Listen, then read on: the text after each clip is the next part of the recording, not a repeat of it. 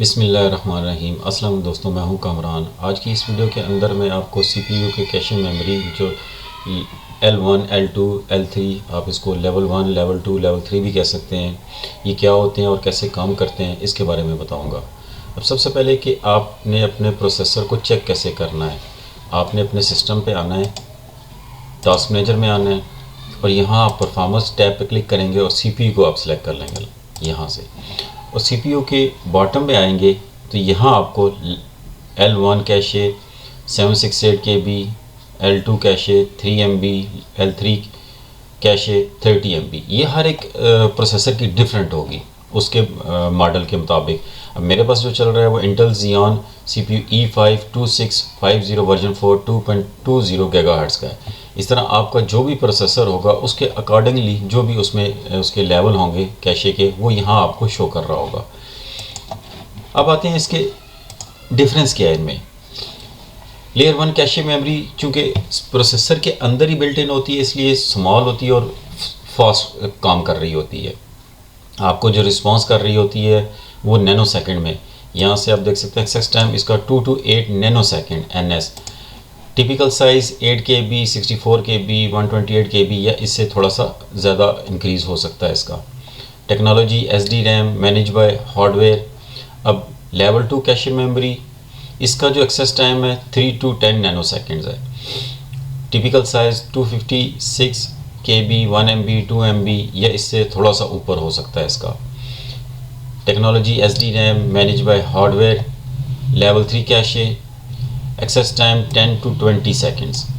Typical size 4 to 8 MB, आपके जो laptops हैं उनकी डेस्कटॉप की 8 to 30 MB, 32 MB desktop.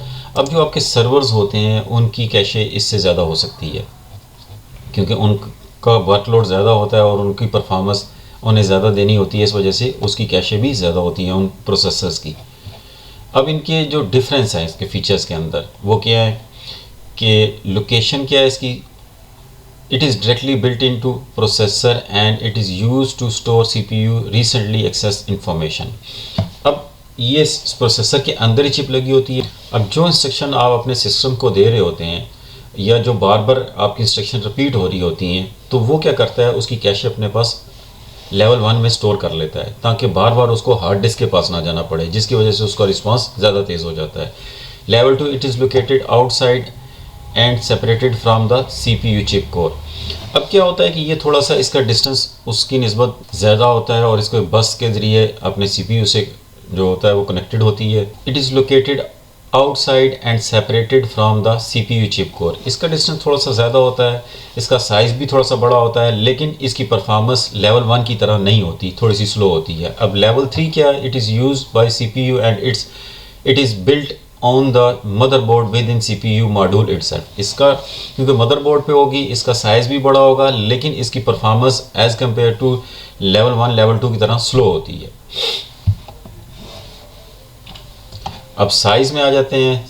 Level 1 जो कैशे है वो स्मॉलेस्ट है, लेवल 2 की उससे थोड़ी सी बड़ी होगी और लेवल 3 की उससे भी बड़ी होती है, लार्जेस्ट होती है। कैशे टाइप और नेम, कॉल लेवल 1 और प्राइमरी और इंटरनल कैशे। अब लेवल 2 को कॉल लेवल 2 और सेकेंडरी और एक्सटर्नल कैशे। लेवल 3 को कॉल लेवल 3 और एक्सटर्नल कैशे। स्पीड जो लेवल 1 है इसकी फास्टेस्ट कैशे है और level 2 slowest than level 1 and faster than level 3 और लेवल 3 की स्लोएस्ट है।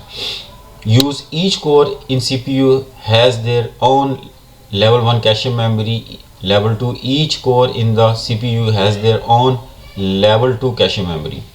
All core in the CPU share the same level 3 cache memory. वापस आते हैं पिक्चर की तरफ। यहाँ आपको इस पिक्चर की मदद एक्सप्लेन करता हूँ। CPU को जब भी आप इंस्ट्रक्शन देंगे CPU क्या करेगा कि पहले लेवल 1 के पास आएगा, लेवल 1 के पास चेक करेगा, अगर वहाँ से मिल जाती हैं तो वेल एंड गुड, नहीं तो फिर वो लेवल 2 के पास जाएगा, लेवल 2 से नहीं मिलती फिर लेवल 3 और फिर उसके बाद आपकी मेन मेमोरी जो आपकी रैम होती है उसके पास जाता है। अगर रैम के पास भी नहीं है तो फिर वो आपकी हार्ड डिस्क पे जाता है। यानी कि जितना इसका डिस्टेंस बढ़ता जाएगा उतनी उसकी जो स्पीड होती है वो स्लो होना शुरू हो जाती है और जो जो इंस्ट्रक्शन उसको लेवल 1 पे मिलती जाएंगी उसका उसकी स्पीड और बेहतर होगी। इसी तरह जो लेवल 2 उससे थोड़ी सी कम हो जाएगी, लेवल 3 पे उससे कम, और रैम या हार्ड डिस्क पे जब जाएगी तो फिर उससे भी कम होती जाएगी। अब जो पुराने सिस्टम होते थे उनके प्रोसेसर्स के अंदर कैशे नहीं होती थी, इस वजह से उनकी परफॉर्मेंस इतनी अच्छी नहीं होती थी। अब जितने भी नए सीपीयूज़ यानी कि प्रोसेसर आ रहे हैं उनमें कैशे आ रही है, जिसकी वजह से उसकी परफॉर्मेंस बेहतर हो रही है। अब कह सकते हैं कि सीपीयू की जो परफॉर्मेंस होती है वो अब उसकी कैशे पे डिपेंड कर रही होती है। जितनी ज़्यादा कैशे होगी उतनी उसकी परफॉर्मेंस बेहतर होती जाएगी। होप सीपीयू कैशे मेमोरी का जो कंसेप्ट है आपका क्लियर हो गया होगा। इस वीडियो में इतना ही, मिलते हैं अपनी नेक्स्ट वीडियो में, तब तक के लिए अल्लाह हाफिज़।